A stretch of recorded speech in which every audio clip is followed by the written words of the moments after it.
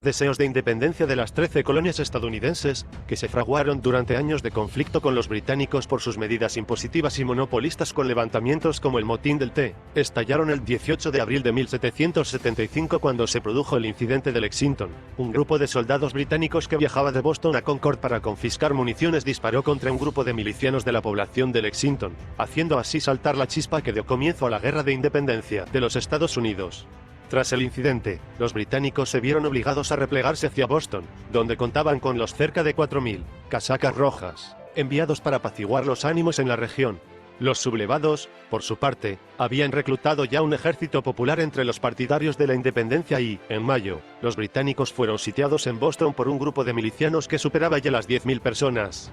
Los británicos pidieron refuerzos y en su ayuda fueron enviados unos 6.000 soldados. Massachusetts se encontraba bajo la ley marcial.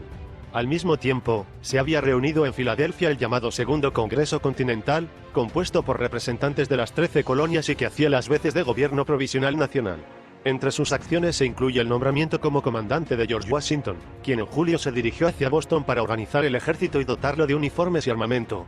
El asedio de Boston continuó hasta marzo de 1776, cuando los británicos se vieron obligados a retirarse al mar en sus cerca de 120 buques, tras tomar conciencia del alcance real del conflicto y aceptar que se encontraban sumidos en una auténtica guerra.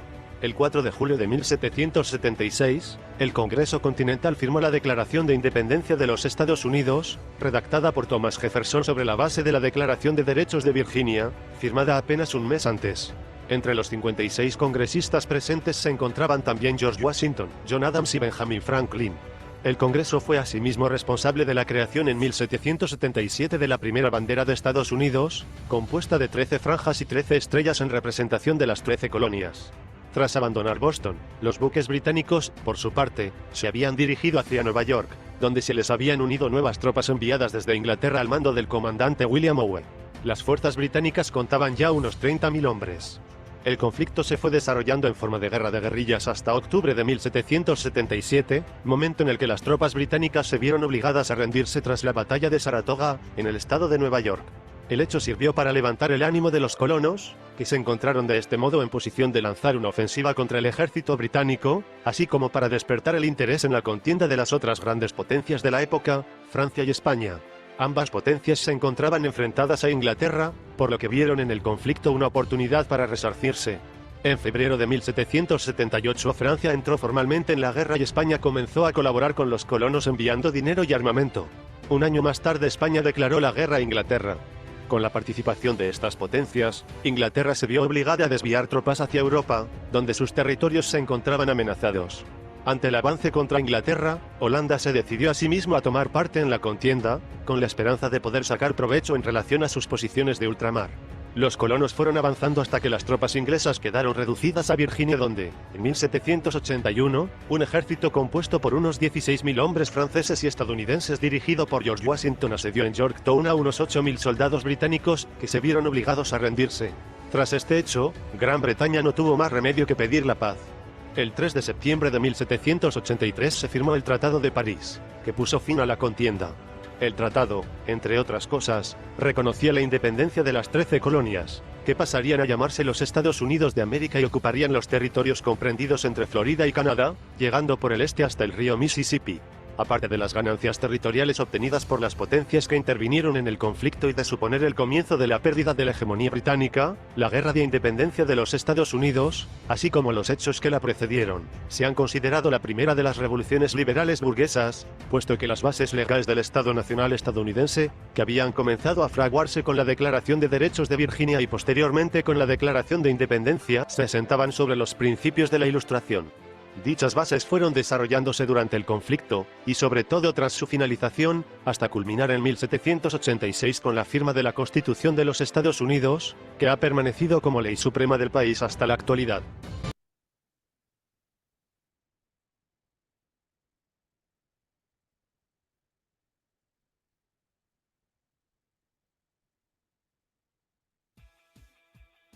Este 4 de julio se conmemoró el Día Mundial del eBook, o libro electrónico, una iniciativa que fomenta la lectura y la difusión libre de contenidos digitales bajo la autorización de derechos de autor.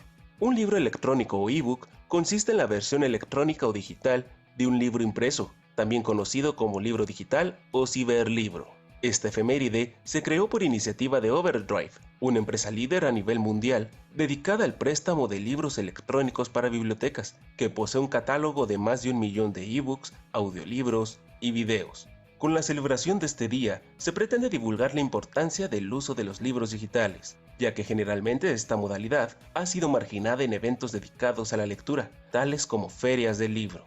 Se considera que el origen del ebook se remonta al 4 de julio de 1971, creado por Michael Hart, un estudiante de la Universidad de Illinois que después de obtener el acceso al sistema informático de la universidad que se le concedía a los estudiantes, quiso enviar información por correo a un grupo de amigos. Para ello, transcribió una copia de la Declaración de Independencia de los Estados Unidos, pero las limitaciones de la capacidad del sistema informático en cuanto al tamaño del texto y el número de contactos, no le fue posible enviar dicho documento. Debido a este impedimento, ideó un texto como un elemento independiente y descargable, siendo el inicio de lo que conocemos hoy en día como libro electrónico. Posteriormente, Hart creó el proyecto Gutenberg, en honor al creador de la imprenta, que hoy en día es una enorme biblioteca electrónica gratuita para todo el mundo, acervo que consta de obras cuyos derechos de autor han expirado o cuentan con una autorización para ser divulgados por Internet. Hoy en día, es cada vez mayor la cantidad de lectores que optan por adquirir y consumir ebooks, puesto que están adaptados a las nuevas tecnologías que actualmente son algo primordial para toda persona, además de que son más económicos y accesibles que un libro tradicional. Para Noticias 28, Francisco Garza.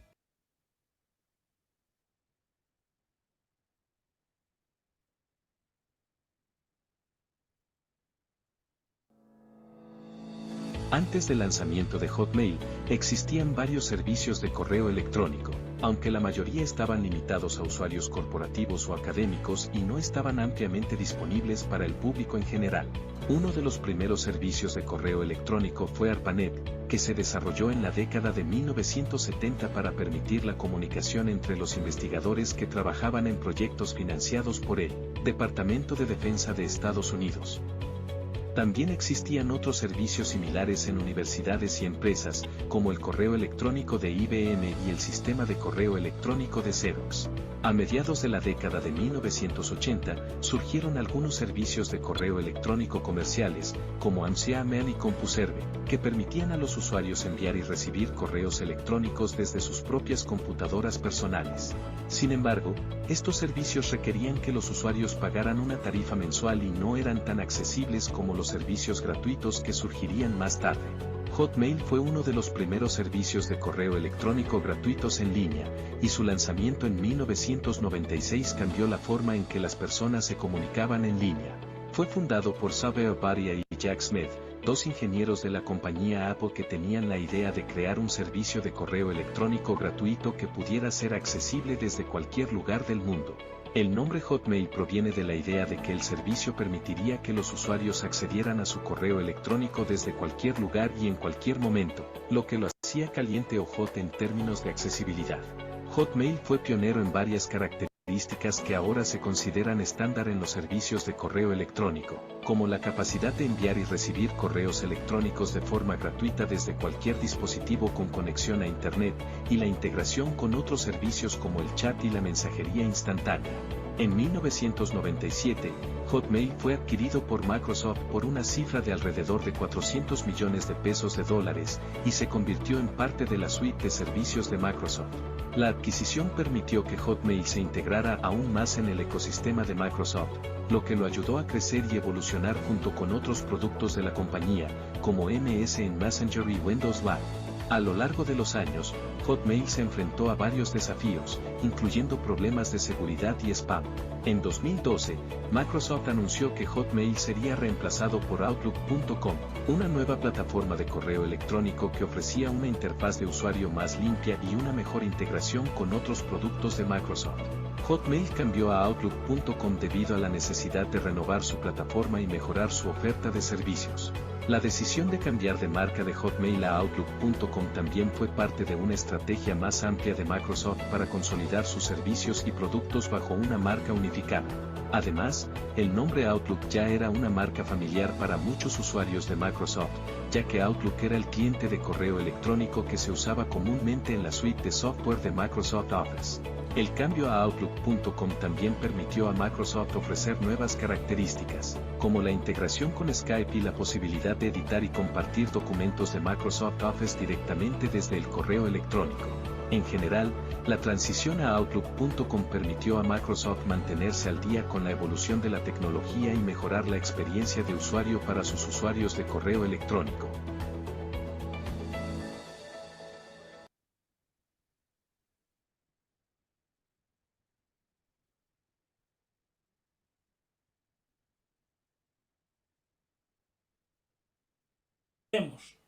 Desde la primera cruzada se habían producido continuas guerras entre los cristianos y los musulmanes hasta que la victoria cristiana en la batalla de Monsigar de 1177 y la paz posterior de 1180, el reino de Jerusalén había vivido en relativa paz con la dinastía Ayubí que gobernaba Siria y Egipto al frente del sultán kurdo Saladino. Esta ventajosa estabilidad en parte se había debido a la política de conciliación promovida por la facción más moderada de la corte encabezada por el rey leproso Balduino IV. Lamentablemente, a la muerte de este monarca, la sucesión del trono al reino de Jerusalén quedó en manos de su hermana Sibila, quien a diferencia de su hermano optó por acercarse a la facción más belicista, casándose con Guido de Lusignan, una persona muy influenciable y poco preparada que terminó convirtiéndose en rey. A esto se sumó el hecho de que en 1187 el príncipe de Antioquía, Reinaldo de Chantillon, cuyas tropas acantonadas en su castillo de Kerak solían acosar a los peregrinos que viajaban a los santos lugares del Islam, saqueó en una de estas escaramuzas una caravana que contenía riquezas personales del mismo Saladino. Obviamente el sultán kurdo exigió la devolución del material y el pago de una indemnización, algo a lo que Chantillon se negó, por lo que finalmente la dinastía Ayubí declaró la guerra a los reinos cristianos. Los cruzados, que en ningún momento habían esperado una guerra tan directa y temprana contra los ayubís, ya fueron improvisando desde el principio y dando palos de ciego. Veamos. Nada más iniciarse las hostilidades con Saladino, el gran maestre de la Orden del Temple, Gerard de Ridefort, cometió la imprudencia de cargar contra un contingente de 7000 musulmanes acampados cerca de Nazaret, con tan solo 130 caballeros templarios y hospitalarios, resultando, como cabía esperar, la mayoría aniquilados y contabilizándose entre los fallecidos el gran maestre de la Orden del Hospital. A continuación, el 2 de julio de 1187, las 50.000 tropas del ejército ayubí sitiaron la fortaleza de Tiberíades, una de las principales plazas cristianas en Galilea, con la intención de atraer a los cruzados y retarles a una batalla campal sobre la zona. A partir de este punto quedó patente la incompetencia de los cruzados, pues de los 4 grandes comandantes tan solo el conde Raimundo de Trípoli supo ver las intenciones de Saladino, por lo que no dudó en proponer a sus compañeros que evitasen organizar una expedición de socorro a Tiberíades, y eso que su propia mujer Esquiva se encontraba en la fortaleza. Sin embargo, los otros 3, que eran mayoría en la toma de decisiones, optaron por marchar a toda prisa hacia Tiberíades, ya que el antioqueño Reinaldo de Chantillon, que era el más belicoso de todos, impuso su criterio, mientras que el gran maestre templario Gerard de Ridefort deseaba resarcirse de su derrota anterior en Nazaret, y el rey Guido de Lusignan se dejaba influenciar por los otros 2. A sabiendas Saladino de que los cristianos habían picado en su trampa, simplemente se dedicó a dejar que se desgastasen por el calor del verano hasta que llegaran a su destino, donde les esperaría con todas sus tropas desplegadas en los llamados Cuernos de Hattin. Los Cuernos de Hattin eran 2 montañas de 326 metros de altura, entre las cuales discurría el único paso transitable hacia el lago Tiberíades, por lo que cualquier ejército que viniese desde el oeste tenía que apoderarse obligatoriamente de ambas colinas si quería evitar que sus hombres muriesen de sed. Sin saber a la magnitud del desastre al que se encaminaban, la ofensiva cristiana hacia Tiberíades transcurrió así. El ejército cristiano, compuesto por 20.000 efectivos entre 2.200 caballeros, 15.000 infantes y 3.000 auxiliares o turcópoles, así como por la reliquia de la Vera Cruz, partieron de la ciudad de Seforia apenas sin hacer acopio de suministro de agua y atravesaron un terreno muy largo y seco en pleno verano y con temperaturas de casi 45 grados. En unas condiciones deplorables de agotamiento físico y deshidratación, el 3 de julio los cruzados llegaron a las afueras del lago Tiberíades para comprobar que no podían acceder al agua por encontrarse justo delante los cuernos de Hattin ocupados por el ejército de Saladino, concretamente la colina derecha por la caballería del comandante Muzaffar Gokbori y la colina izquierda por la del comandante Muzaffar Takin al-Din. El bloqueo a las únicas fuentes de agua disponibles para las tropas fue algo con lo que no habían contado los mandos cristianos, ya que cargar contra los cuernos de Hattin para intentar beber era un completo suicidio, pero también retirarse, pues al carecer de reservas de líquido, sus soldados desfallecerían de sed durante el camino. Ante este dilema tan solo quedaba una opción: atacar hacia adelante, aunque sería el propio Saladino quien los incitaría, dando comienzo a la batalla de los cuernos de Hattin.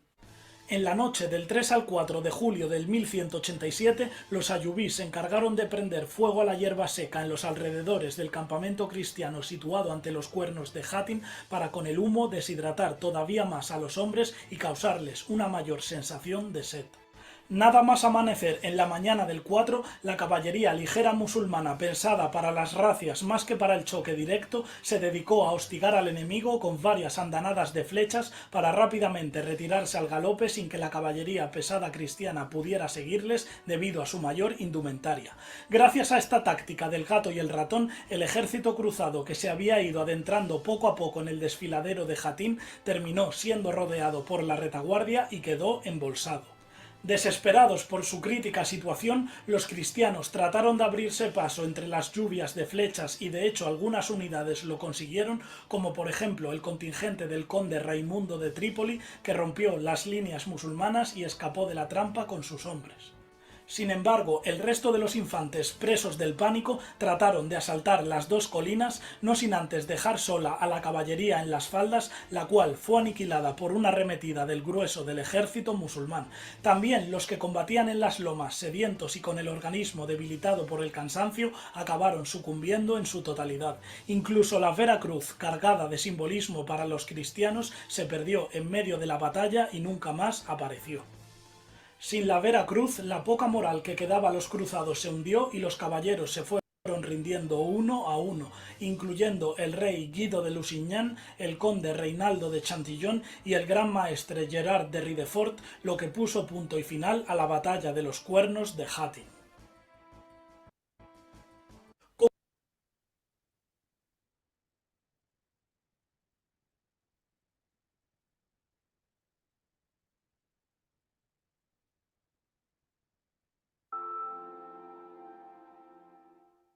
A finales del siglo XIX, el paralaje, un método usado para obtener distancias entre las estrellas, estaba agotado.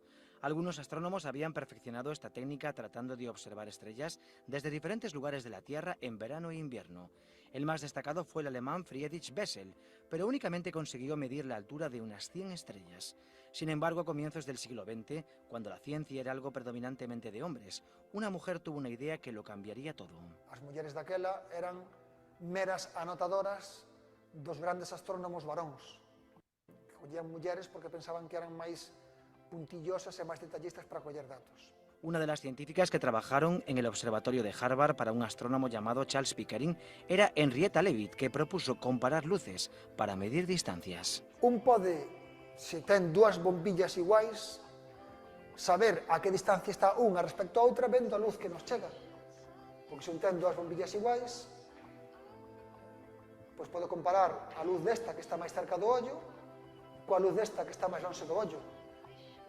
Esta luz, como está máis lonxe, verémola máis tenue.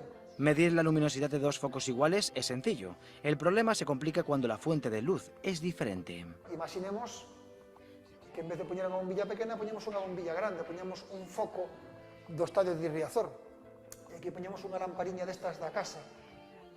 O foco de Riazor, se o poñemos moi lonxe, vai a meter pouca luz, pero como é tan intenso, o meu ollo, a mellor chegalle tanta luz do foco de Riazor como da bombilliña que está na miña casa. Por lo tanto, eu desta maneira non podería saber a que distancia está unha con respecto a outra. É dicir, o primeiro paso para comparar luces e saber a que distancia está unha con respecto a outra é estar seguros de se esta bombilla é igual de grande que esta bombilla. Henrietta Levy sabía que hay estrellas que parpadean, que tienen un brillo que va cambiando y que son conocidas como cefeidas. Esa fluctuación tiene una frecuencia y cuanto más grande es la estrella, más lento es el latido. É como se temos a Pau Gasol no medio dunha discoteca, que é un tipo que mide 2,15, por lo tanto vai a mover moi lento, vai ser moi mangallón. Pola que entra unha estrela máis pequena, como ten menos masa, vai a pasar como unha persoa máis baixa, que por lo tanto é máis áxil. E iso corre coas estrelas. O seu lateso, para unha estrela pequena, é máis rápido que para unha estrela grande. Henrietta se dio cuenta de que si dos estrellas comparten una frecuencia de brillo es porque tienen el mismo tamaño y como todas las estrellas están hechas de lo mismo, emitirán una luz con la misma intensidad. Entón, ela o que fixo basicamente foi ubicar diferentes estrelas que tivesen a mesma frecuencia e aí sí que sabía que o tamaño dunha lámpara era igual que o tamaño da outra lámpara. Polo tanto, non tivo máis que comparar as luces e se esta era máis brillante que esta, era porque esta estaba máis cerca que esta. De feito, un hasta pode saber cantas veces está máis cerca en función da cantidad de luz que recibe. Su método fue preciso, definitivo y permitió conocer las dimensiones de la Vía Láctea. Obtivos un valor de 100.000 anos luz, que é un valor de tamaño moi grande. Henrietta Levy llevó a cabo una de las mayores revoluciones de la ciencia, pero su reconocimiento fue escaso, solo por ser una mujer. Sabemos que ela foi a autora desto porque o xefe tivo polo menos a decencia de poñer ao final unha pequena nota na que dicía que ese traballo fora preparado por Henrietta Levy. Todos hemos crecido con la idea de que el universo es enorme. Ahora recuerden que detrás de esa idea está una mujer y también sus colaboradoras.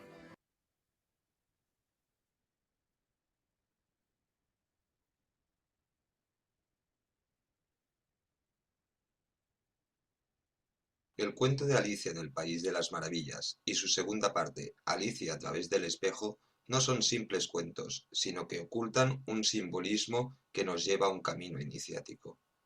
Alicia en el País de las Maravillas se escribió en 1865 por Lewis Carroll, una época donde despuntaron grandes ocultistas como Blavatsky, Allan Kardec, Boulder Lytton, Eliphas Levi. Vamos a analizar ahora un poco la obra. Alicia está cansada y tiene la necesidad de experimentar una aventura, pues el mundo en que vive no le despierta gran interés. Alicia cae por una madriguera al interior, simbolismo, entra en sí misma. Alicia aparece en una habitación con varias puertas y una llave de oro, un símbolo alquímico. Abre una de las puertas, la intuición. Hay que comentar que la llave también significa la iniciación y la sabiduría. Para entrar en el País de las Maravillas, Alicia tiene que transformarse, y para ello tiene que tomar una especie de bebida y un pastel. También un abanico juega un papel importante. Alicia se encuentra con una oruga azul, un animal que también se transforma, también indica la transformación, y que tiene una interesante conversación. La oruga le indica a Alicia que tomando una seta por un lado podrá crecer y si toma por el otro lado podrá menguar. Los dos opuestos, el yin y el yang. Si analizamos la escena, Alicia tiene un viaje místico al ingerir la seta, al igual que suceden con setas utilizadas en el chamanismo, por poner un ejemplo. Por tanto, el viaje de Alicia también es un viaje interior, muy parecido al del chamanismo. Alicia también se encuentra con animales de todo tipo, un conejo, una lagartija, pájaros, cada uno de ellos tiene un simbolismo particular o un mensaje. Hay un gato en el cuento, el gato Cheshire, que sigue a Alicia y tiene el don de aparecer y desaparecer a su voluntad, y tiene el papel simbólico de ser una especie de consejero y maestro espiritual. Aunque sabiendo que el viaje es interior, el maestro no es externo a Alicia, sino que es la voz de su conciencia, el maestro interior. La numerología también tiene su cabida en la obra. Por poner algunos ejemplos, aparece el número 5, número mágico para los árabes y símbolo también para la masonería. Aparece también el famoso número 7, número de la creación de los chakras, el número del conocimiento. También aparece el número 2, la dualidad, lo positivo y lo negativo, el bien y el mal, lo masculino y lo femenino. Aparecen también barajas de cartas y las cartas de corazones es la que más aparece, símbolo del sol en el hombre para los alquimistas, símbolo también del amor. Espero que te haya gustado y ya lo sabes, cada día